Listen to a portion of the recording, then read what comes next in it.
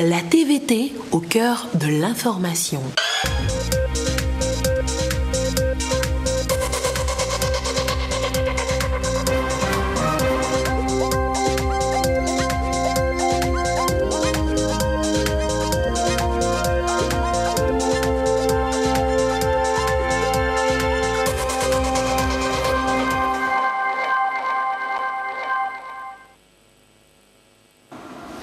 Il est l'heure du journal sur la télévision togolaise. Madame, Monsieur, bonsoir et voici les titres de cette édition. Les députés à l'Assemblée nationale devront mieux étudier le projet de loi de finances gestion 2020. Ils sont en formation pour cela depuis ce matin à Lomé. Et puis, comment développer la pêche en Afrique? Les acteurs de la sous-région, la CEDEAO, tablent sur la durabilité de leur activité depuis ce matin dans notre capitale, à découvrir dans cette édition. Voilà donc pour les titres.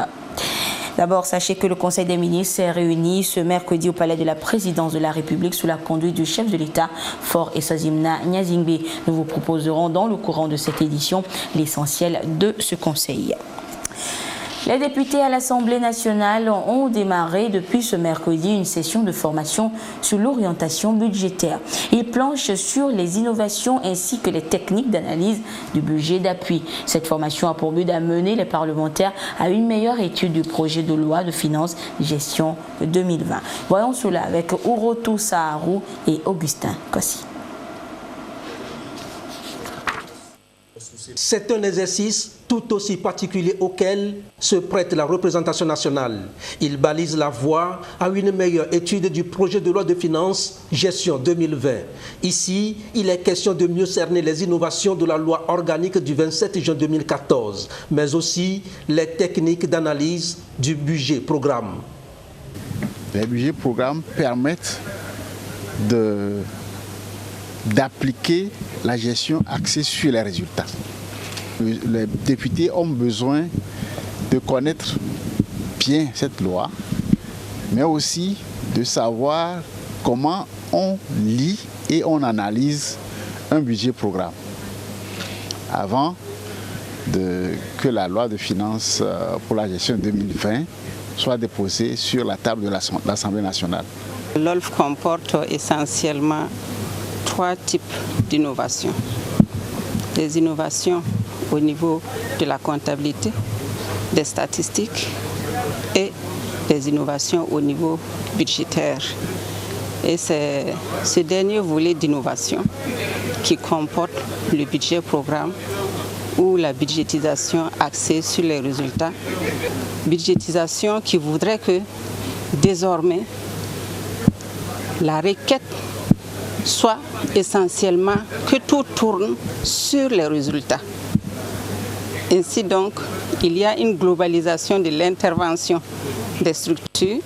Ce n'est plus seulement les chapitres budgétaires, comme c'est le cas dans le budget de moyens, mais ce seraient les programmes qui sont assez globalisés, programmes qui comportent en eux-mêmes tous les éléments, toutes les natures de dépenses, fonctionnement, salaire, transfert courant et investissement. Et maintenant, il y a la responsabilisation des acteurs sur les moyens qui sont alloués et la redevabilité.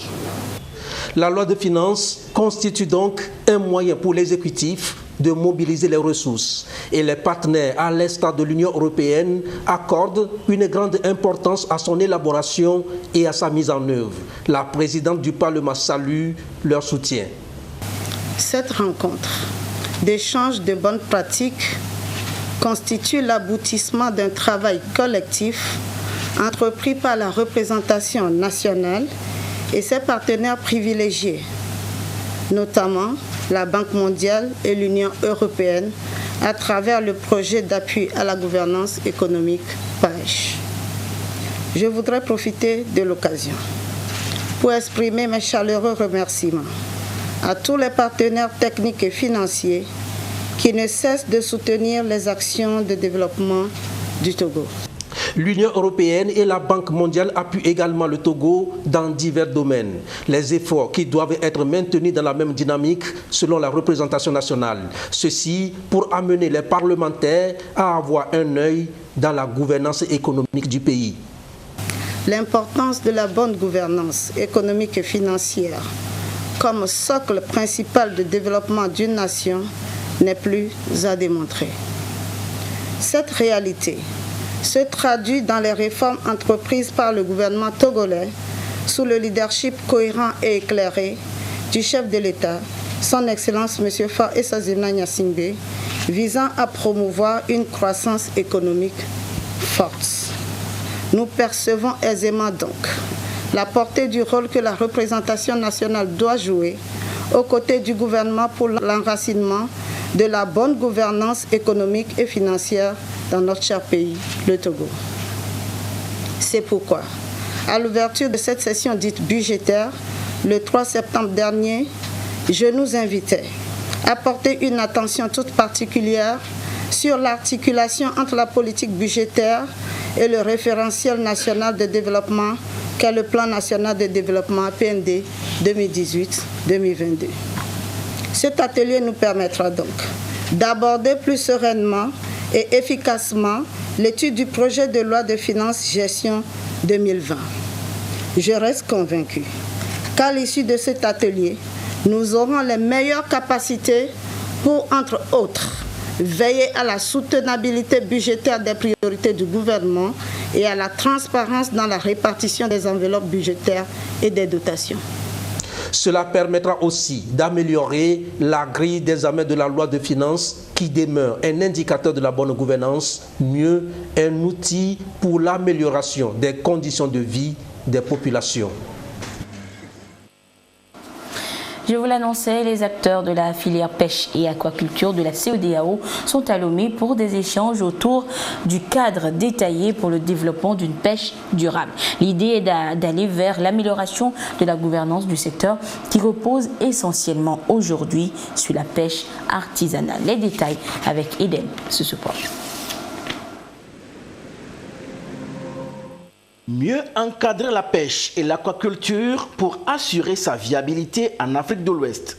La réflexion est menée depuis un certain temps et bien poussée d'ailleurs. Le secteur fait face à d'énormes difficultés qui empêchent son décollage et pourtant la région est dotée de riches zones de pêche en grande partie. Le secteur fournit 3 millions de tonnes de poissons par an et emploie plus de 3 millions de personnes à plein temps en Afrique de l'Ouest, ce qui correspond à plus de 10% de la population active et est la principale source de revenus pour 10 millions d'Africains. Les pays de la CEDEAO et la Mauritanie planchent sur le cadre stratégique détaillé qui favorise le développement d'une pêche et de l'aquaculture durable. Ceci dans la dynamique du programme d'amélioration de la gouvernance des pêches en Afrique de l'Ouest. Nous avons 70% de nos pêcheurs qui n'ont pas beaucoup de moyens, qui n'ont pas été à l'école classique, anglaise ou française. Mais nous avons aujourd'hui quelque chose de bien. Nous avons une association, une plateforme de l'Afrique de l'Ouest, des pêcheurs artisanaux, tous les acteurs, ils parlent d'une même voix et la CEDEAO ne reconnaît que cette organisation qui a été créée, pas par la CEDEAO, mais par eux-mêmes, qui vont discuter avec la CEDEAO pour voir comment on peut améliorer. Donc il fallait un cadre. Vous savez d'abord, quand on harmonise les textes, ça permet de parler d'une même voix. Ça, c'est le premier avantage. Deuxième avantage, ce texte, il est aligné sur le programme détaillé de développement pour l'aquaculture en Afrique. Il faut qu'il y ait plus de visibilité. Le secteur de la pêche contribue beaucoup dans la sécurité alimentaire et nutritionnelle, mais comme il n'y a pas une politique commune, il y a des pays qui en ont beaucoup, d'autres qui en ont moins. Nous souhaitons qu'il y ait une organisation générale de tout. Le projet est financé par l'Union européenne qui soutient la coordination des actions nationales en vue du développement du secteur de la pêche.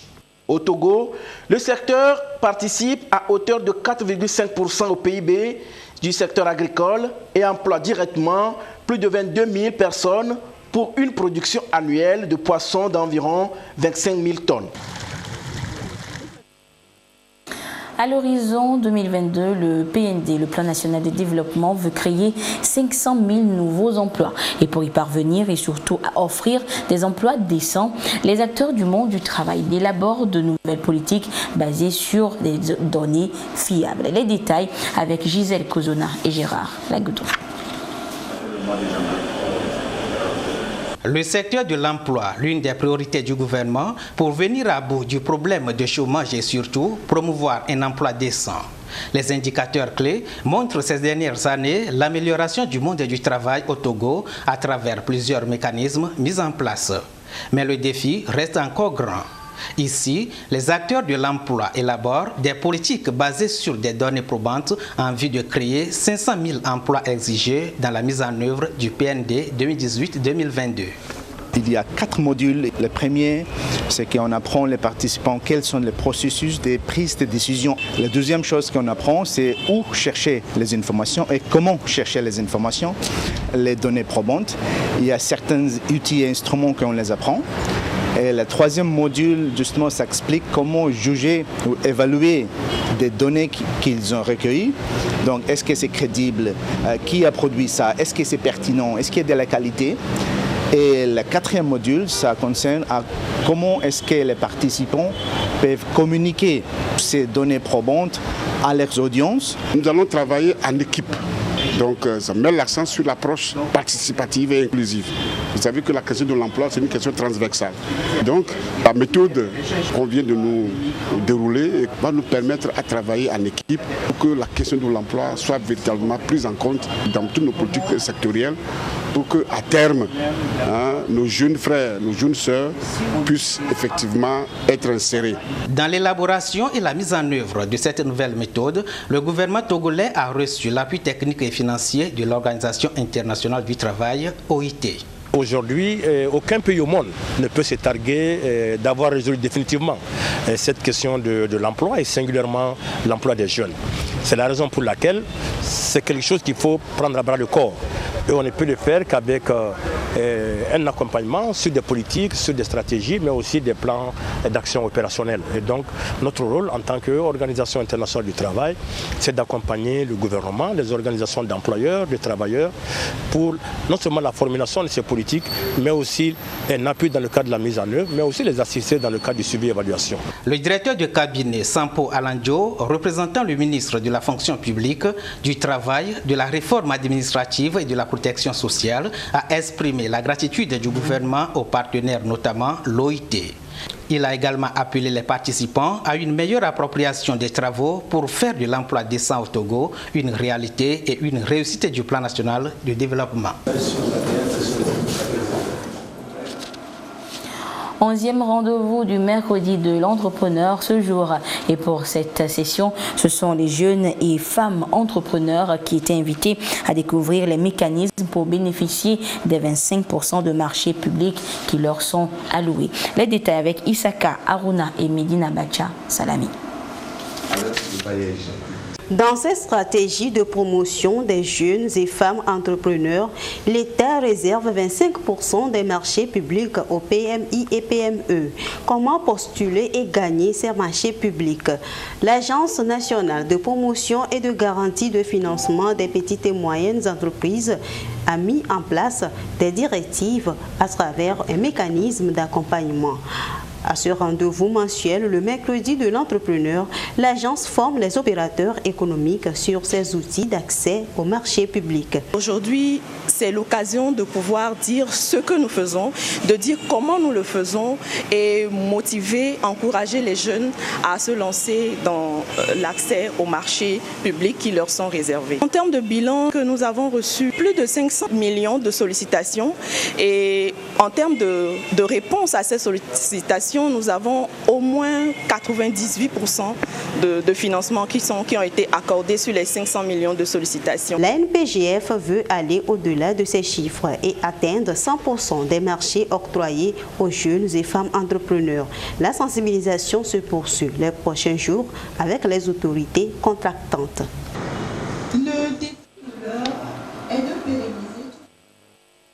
Je vous le disais en début d'édition, le Conseil des ministres est réuni ce mercredi au palais de la présidence de la République sous la conduite du chef de l'État, Faure Sozimna Nyazingbe. L'essentiel de ce conseil avec le ministre en charge de la communication, Folibazi Katari.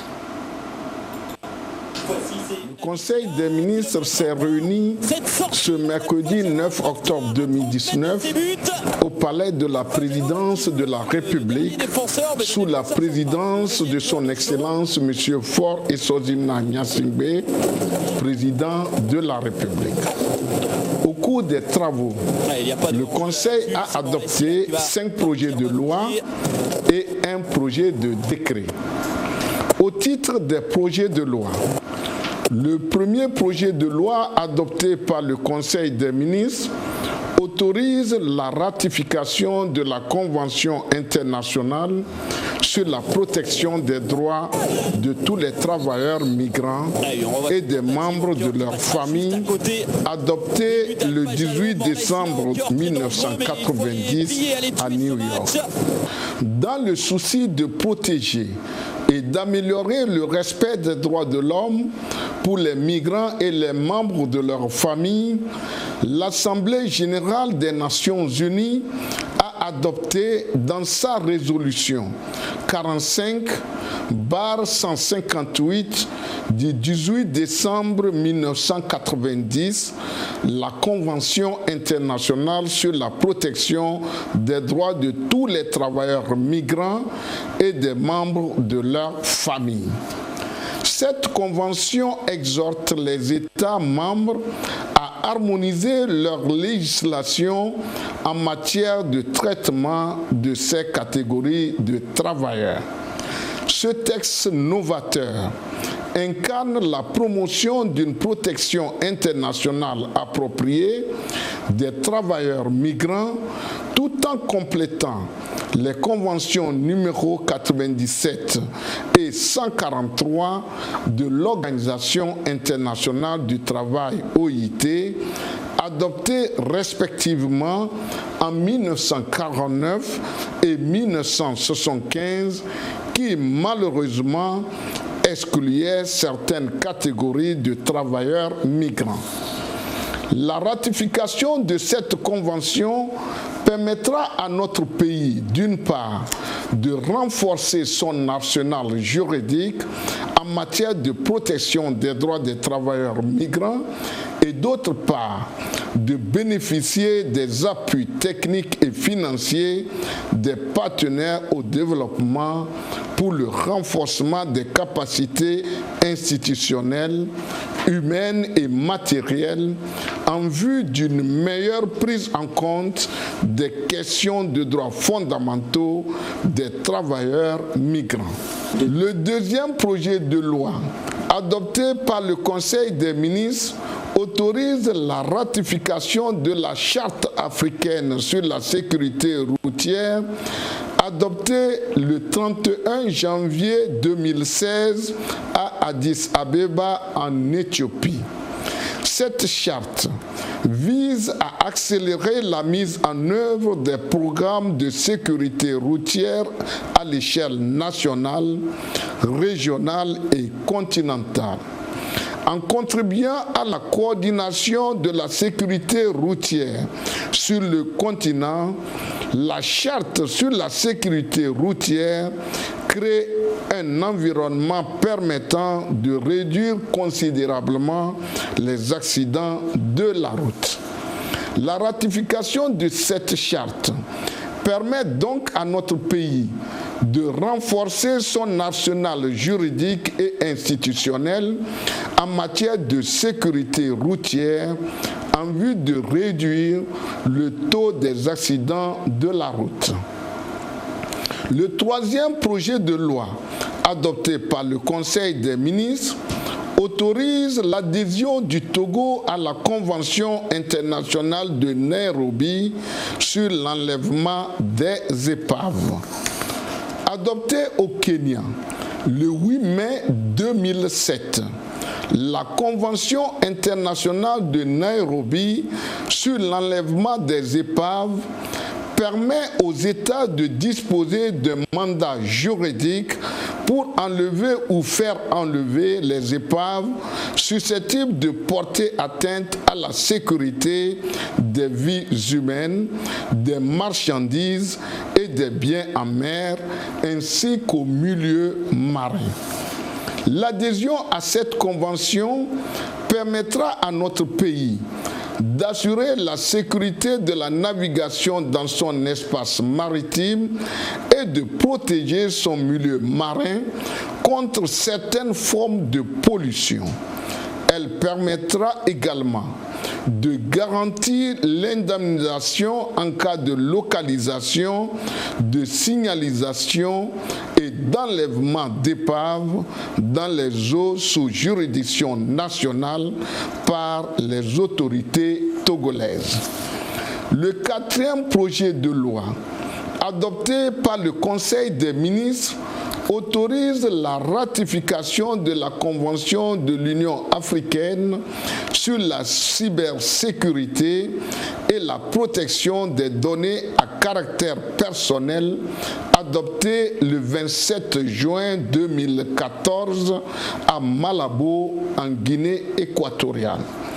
Dans le but de faire face aux enjeux et défis sécuritaires que pose l'ère du numérique, l'Union africaine a adopté la Convention sur la cybersécurité et la protection des données à caractère personnel.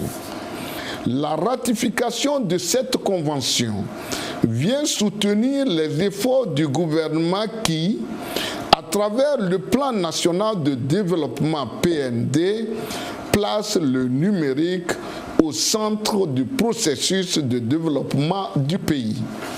Elle permettra d'une part de renforcer le dispositif juridique et institutionnel national et d'autre part de bénéficier de la coopération d'autres États, notamment en matière de transactions électroniques, de promotion de la cybersécurité et de lutte contre la cybercriminalité.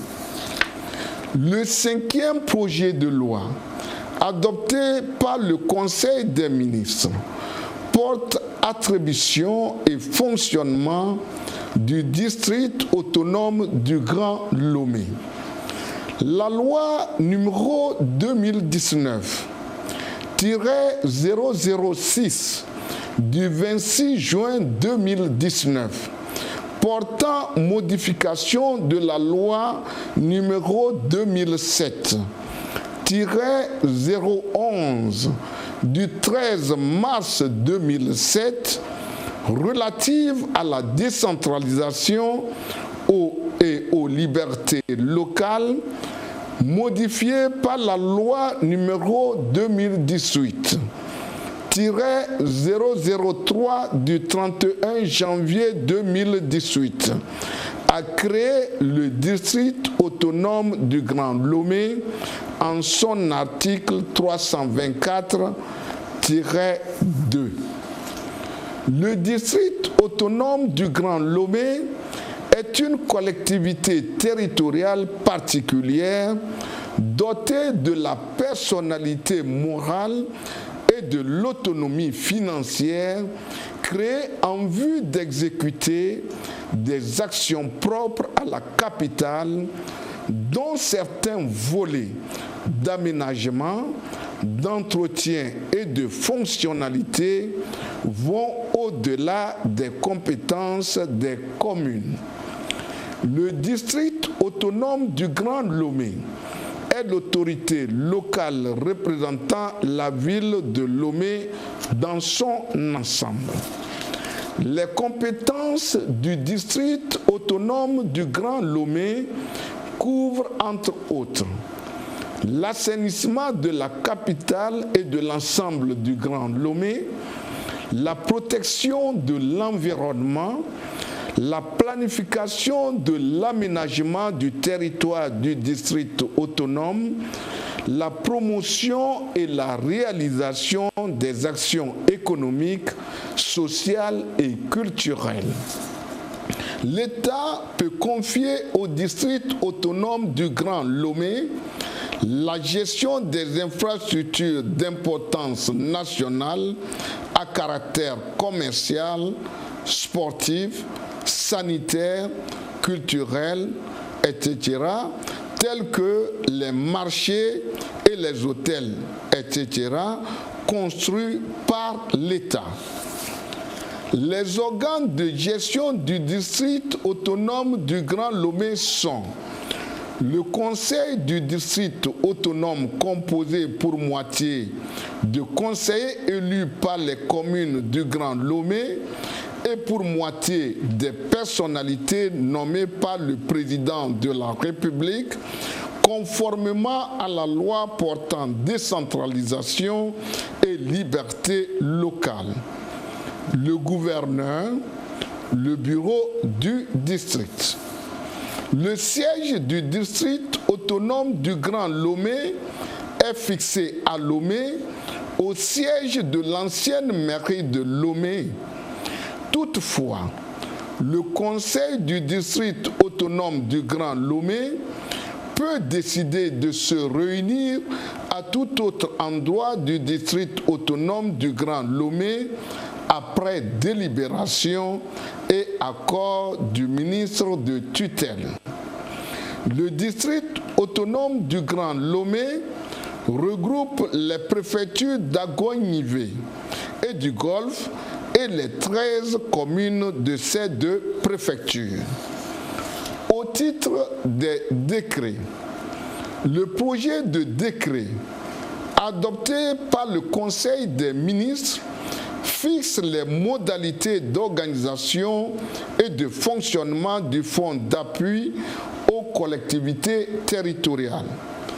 La loi numéro 2019-006 du 26 juin 2019 portant modification de la loi numéro 2007-011 du 13 mars 2007 relative à la décentralisation et aux libertés locales, modifiée par la loi numéro 2018-003 du 31 janvier 2018, a créé un fonds d'appui aux collectivités territoriales FACT.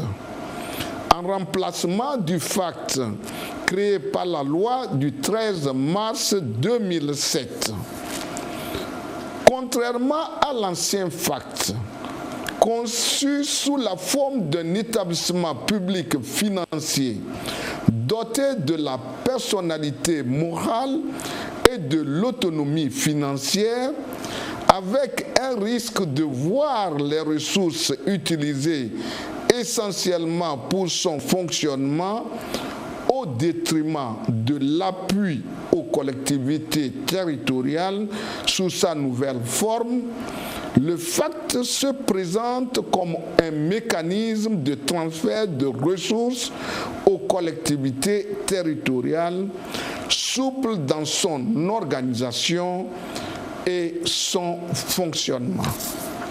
Le FACT a pour but d'assurer une mobilisation plus conséquente de ressources financières afin de permettre aux collectivités territoriales de faire face aux charges résultant des transferts de compétences. L'adoption de ce décret permet de rendre opérationnel ce fonds dans le but d'aider les collectivités territoriales et les autorités locales nouvellement élues à faire face aux nouvelles charges qui leur sont dévolues. Fait à Lomé, le 9 octobre 2019, le Conseil des ministres. Et c'est hier qu'a pris fin l'opération médico-chirurgicale des forces armées togolaises à Namudjouga dans la préfecture de Pendjal Ouest. Durant donc 5 jours, une équipe des services de santé des armées a mené des interventions chirurgicales gratuites au profit des populations de toute la région des Savanes. Pourquoi? Les réponses avec Chaznam Paga. Pendant 5 jours, l'équipe médicale des forces armées togolaises a redonné la joie de vivre à une vingtaine de patients démunis souffrant de pathologies diverses, essentiellement des hernies et des hydrocèles. Avec cette opération médico-chirurgicale gratuite, leur calvaire est terminé. Depuis qu'il est malade, ça fait 5 ans. Il n'avait pas les moyens pour se soigner. Il n'arrivait même pas à manger bien à la maison. Il remercie les militaires qui sont venus pour le soigner. Quand il voyait les hommes armés, il avait peur. Alors ils sont là pour sauver les gens aussi pour la santé. Maintenant, il est content pour sa santé, comme on la prend en charge. Et il remercie le président Foro et Sosina Nyasimbi.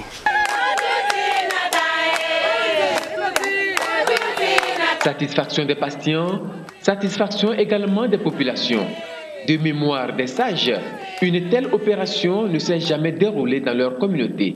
Les préfets de la région des Savanes se sont joints aux populations pour exprimer leur gratitude à la hiérarchie des forces armées togolaises et au chef de l'État Fort Esozimna Nyazingbe.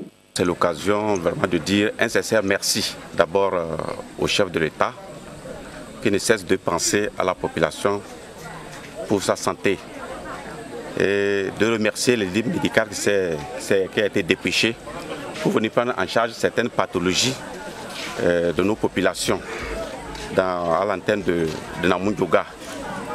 Et en écoutant les malades, nous sommes vraiment très satisfaits de l'activité des médecins et des opérations qui ont été faites sur nos populations. Aujourd'hui, la population s'est rendue compte qu'au lieu d'avoir peur des militaires, il vaut mieux s'approcher parce qu'eux aussi, ils peuvent sauver les vies humaines. C'est complètement gratuit. Même jusqu'au carnet, la population, le patient ne paie rien. Donc nous demandons les chefs de canton, les chefs de village et les chefs de communauté de fouiller ceux qui ont des problèmes de santé, de les sensibiliser pour vraiment se faire prendre en charge, d'avoir la vie sauve par ces opérations que le chef d'État met gratuitement à l'endroit de la population. Et nous saisissons l'occasion pour dire sincèrement merci au chef de l'État de continuer à voler au secours de sa population. Et cette population lui sera très reconnaissante. C'était la phase expérimentale qui s'est couronnée par un grand succès. Nous souhaitons qu'après cette opération, d'autres opérations viennent encore parce que en dehors de ce que nous avons recouvré en santé, nous avons encore d'autres besoins. Il y a encore des gens, nos parents qui sont encore cachés ou bien qui avaient peur de venir. Et je crois que ceux-ci soignés qui vont retourner serviront d'exemple, serviront de publicité pour que d'autres encore qui se cachent ou bien qui restent à la maison par faute de moyens puissent venir prochainement se consulter et trouver la solution. Cette action médico-chirurgicale de pointe est l'une des retombées de l'opération Koudjouaré, un dispositif préventif des forces armées togolaises pour contrer l'entrée sur le territoire national des djihadistes. C'est l'antenne médicale avancée pour soigner les militaires déployés dans cette opération qui est ainsi généreusement mise au service des populations riveraines. C'est dire combien, même dans une opération aussi risquée, le bien-être des populations togolaises reste la cible principale des forces armées togolaises. Le ministre en charge de la culture est en tournée à travers le pays. Le chef de ce département va à la rencontre des acteurs et promoteurs culturels du Togo. Et c'est pour les amener à redoubler d'efforts pour accompagner ainsi la mise en œuvre du plan national de développement PND. L'étape de la région de la Kara avec notre correspondant Nestor. Bonsoir. L'étape de la région de la Kara, de la tournée du ministre de la Culture, du Tourisme et des Loisirs. Le ministre a entrepris d'aller vers les artistes, les acteurs et promoteurs culturels pour échanger avec eux sur la nécessité de prendre un nouvel élan en vue de mieux jouer leur partition dans l'exécution du plan national de développement 2018-2022. Les échanges ont porté aussi sur le FAC, Fonds d'aide à la culture. Il a fait une place très importante à la culture dans le plan national de développement PND.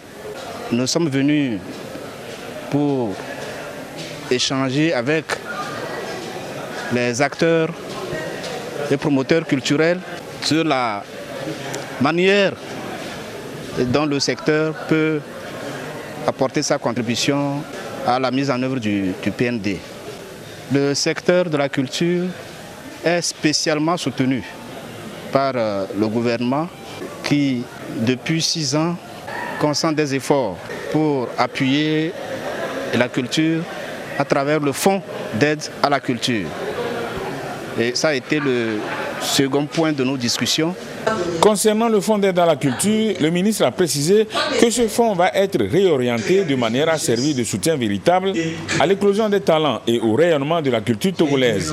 Les acteurs rencontrés sont satisfaits de la qualité des échanges. Ce fut un plaisir pour nous de recevoir ici à Kara monsieur le ministre qui a eu l'aimabilité et la gentillesse de penser à nous qui sommes à l'intérieur du Togo. Ça a été vraiment un échange très positif. On a fait un échange franc. Lui aussi, il a été direct envers nous. Et tout ce que nous avons eu à faire comme remarque, ça a été pertinent. Et puis, c'est une prise de conscience collective par rapport à ce que nous menons comme activité artistique et culturelle dans la région de la Kara. Comme lui-même il a dit, de se fédérer, de se mettre ensemble pour prendre des projets promoteurs. C'est à cela qu'on nous invite par rapport au Fonds d'aide à la culture. Le préfet de la COSA, le colonel Hemo Badiba Obakali, a témoigné sa gratitude et celle des populations de la région de la Kara au ministre pour la démarche entreprise en vue de donner un nouveau souffle au secteur de la culture.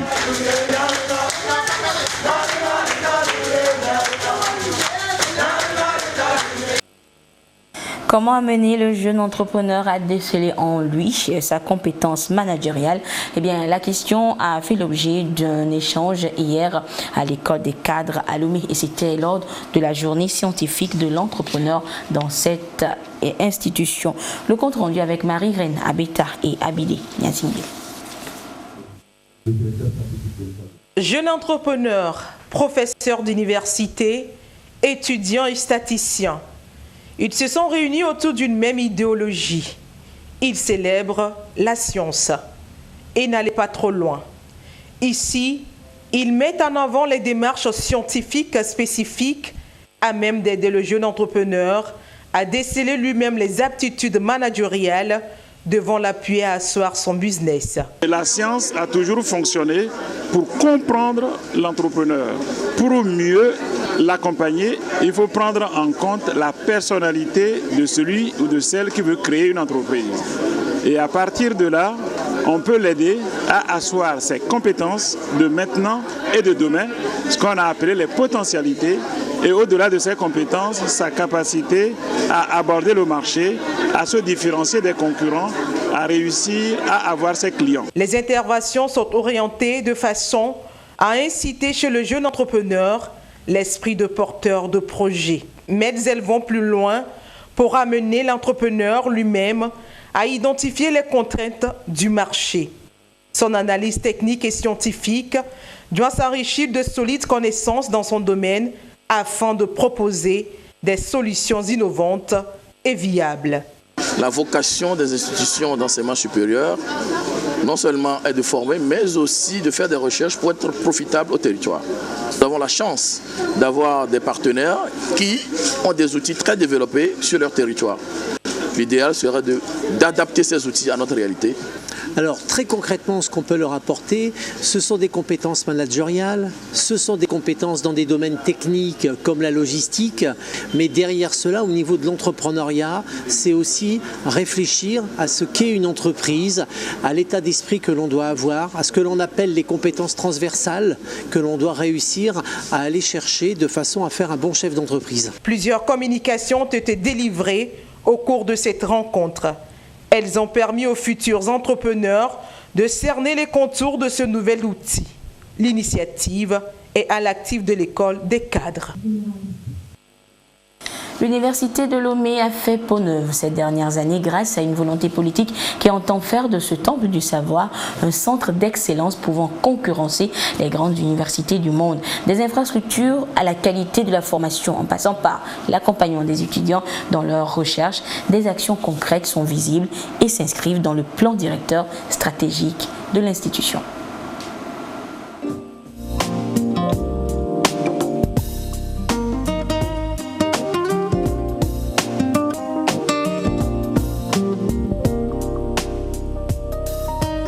Cette ambition de faire de l'Université de Lomé une université moderne, performante et surtout compétitive. L'environnement universitaire reflète une certaine vision d'excellence et de qualité. Autrefois désigné comme étant une brousse, allusion faite à la pléiade d'arbres qui servaient de clôture du domaine universitaire, l'Université du Bénin, qui deviendra plus tard l'Université de Lomé, n'avait pas grand-chose pour plaire et attirer. Plus encore aujourd'hui, face à l'usure du temps et de l'usage des infrastructures de l'Université de Lomé.